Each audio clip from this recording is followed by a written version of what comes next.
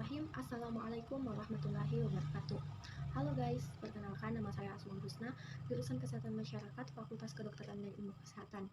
Pada semester kali ini, di mata kuliah Analisis Kualitas Lingkungan, saya akan mereview satu jurnal yang berjudul The Relation Between Hygiene Sanitation Drinking Water Refill with the Incidence of Door-to-Door. Nah, pada jurnal ini merupakan jurnal internasional. Menurut saya, hubungan higien sanitasi pengelolaan air minum isi ulang dengan penyakit diare pada balita, yang ditulis, diterjemahkan, dan dirilis langsung oleh Vidyasari dan Yusuf Lensa Hamdan pada program studi Magister Epidemiologi Pasca Sarjana Universitas Diponegoro. Jurnal ilmiah ini merupakan jurnal internasional yang dipublikasikan langsung pada April 2019.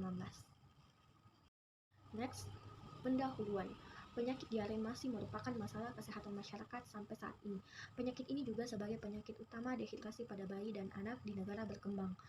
Beberapa faktor timbulnya penyakit diare disebabkan oleh kuman atau bakteri yang berkontaminasi pada makanan atau minuman yang tercemar, baik itu secara langsung oleh penderita, lalat yang hinggap pada makanan, dan faktor perilaku manusia yang sering adanya kuman yang masuk ke dalam tubuh manusia melalui air yang tercemar.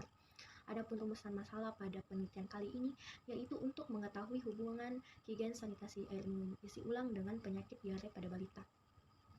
Tujuan penelitian ini yaitu untuk mengetahui hubungan higien sanitasi air minum isi ulang dengan penyakit diare pada balita.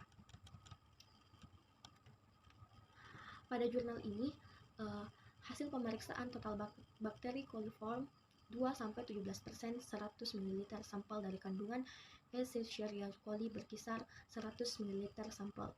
Nah, ini merupakan prasyarat pada 25 sarana jumlah depot air minum di wilayah Puskesmas Bontang Selatan pada tahun 2019. Nah, pada kelurahan ini sarananya tidak memenuhi syarat, dan sedangkan di kelurahan Berbas sarana depot air minum ini sangat diperlukan prosedur yang maksimal dalam pelaksanaannya.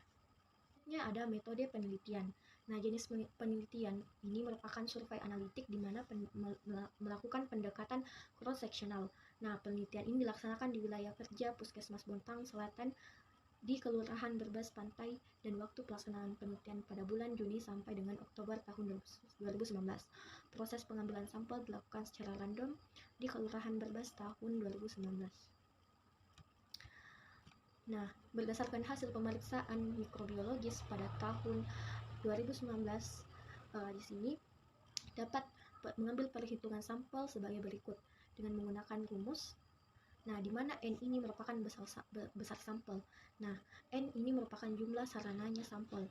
Nah, sigma 21 dikurang alfa per 2, di mana ini merupakan nilai sigma pada derajat kemaknaan, di mana derajatnya sudah ditentukan 95% atau 1,96 derajat populasi. Sedangkan P di sini merupakan proporsi suatu kasus terhadap populasi tertentu, dan di mana D di sini merupakan penyimpangan terhadap populasi yang sudah ditentukan sebanyak 5%.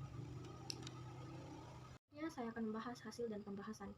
Di mana hasil di sini ada beberapa tabel, ada 3 tabel berdasarkan hasil uji statistika. Next. Nah, maka dari hasil uji statistik didapatkan H0 ditolak dan HA diterima. Artinya ada hubungan yang bermakna antara higien sanitasi pengelolaan air minum isi ulang di rumah tangga dengan kejadian diare di keluarga Berbas Pantai tahun 2019. Pada penelitian ini, sanitasi depot air minum berhubungan dengan kejadian diare.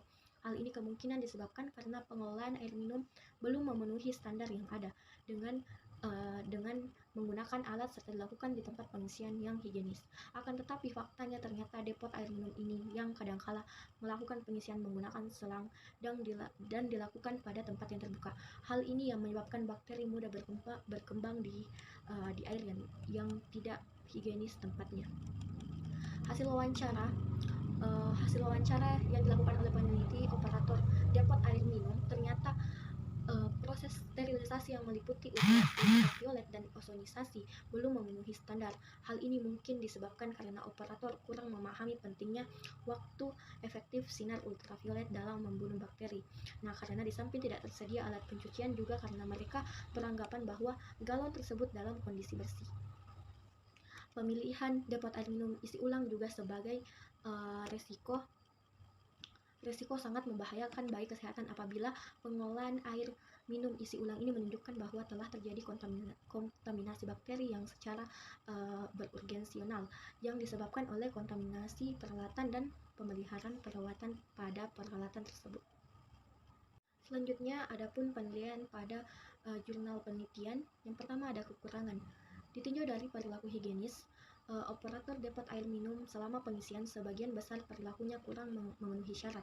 Dari hasil pengamatan di lapangan ternyata pada waktu pengisian seringkali operator tidak melakukan cuci tangan pakai sabun, tidak memakai pakaian kerja. Selain itu, penulis juga melihat terdapat operator yang memiliki kuku panjang, merokok pada waktu bekerja, dan lain sebagainya. Selanjutnya, perilaku yang tidak higienis tersebut memungkinkan air minum isi ulang dapat tercemar oleh bakteri atau kuman.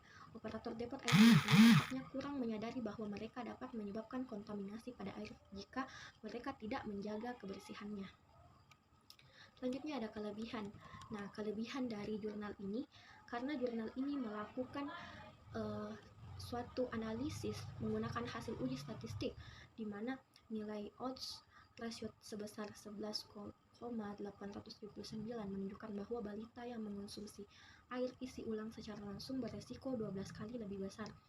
Nah, cara ini sangat efektif untuk mematikan semua bakteri patogen yang ada dalam air seperti virus, bakteri, spora, fungi, protozoa, dan lain sebagainya. Lama waktu dan di sini juga kita dapat memberikan pandangan kepada masyarakat sekitar untuk lebih berhati-hati dalam pengisian air galonnya, dan dalam waktu pengonsumsiannya juga bisa kita gunakan pendidihan atau pemanasan terlebih dahulu. Lama waktu mendidih yang dibutuhkan adalah minimal 5 menit. Namun lebih lama lagi waktunya akan lebih baik, dan lama yang waktu direkomendasikan itu sekitar 20 menit. Guys, yang akan menjadi kesimpulan di sini dari hasil yang dapat disimpulkan, ada hubungan higien sanitasi pengolahan air minum isi ulang di rumah tangga. Ada hubungannya juga pada depot air minum atau DAM. Ada hubungannya E. coli pada air DAM dengan penyakit diare pada balita di Kelurahan Berbas Pantai pada tahun 2019. Selanjutnya saran.